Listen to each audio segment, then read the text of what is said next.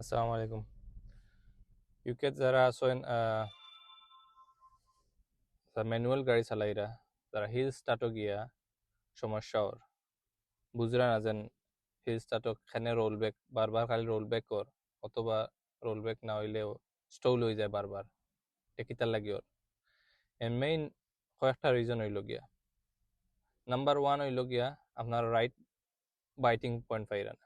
ওকে, second হইল গিয়া কোনো সময় দেখা যায় স্টুডেন্টে বাইটিং পয়েন্ট পাওয়ার পরে হ্যান্ড ব্রেক ডাউন করার পরে লগালগ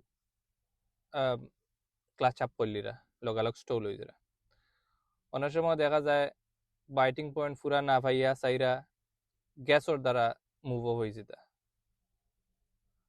আর কোনটা অন্য খালি রোল ব্যাক কইরা।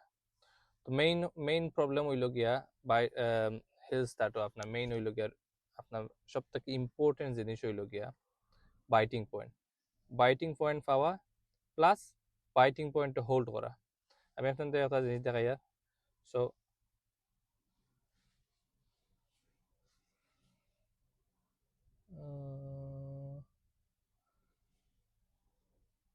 ক্লাচ ডাউন ফার্স্ট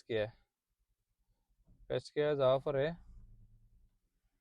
যে জিনিস করবা তখন আমি কোনো গ্যাস দিয়ার না, জাস্ট বাইটিং পয়েন্ট হোল্ড করিয়া জায়গাত আমার গাড়ি যার বাইটিং পয়েন্ট দ্বারা আমি কোনো ধরনের গ্যাস দিছি না।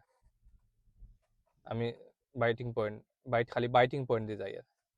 তো গ্যাস তো মেইন হইল গিয়ে আপনি বাইটিং পয়েন্ট পাইতে হইব, বাইটিং পয়েন্ট হোল্ড করতে হইব। বাইটিং পয়েন্ট পাওয়ার পরে আপনি হোল্ড করতে হইব।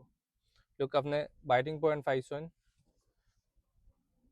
ওকে, বাইটিং পয়েন্ট পয়লা পাইছেন।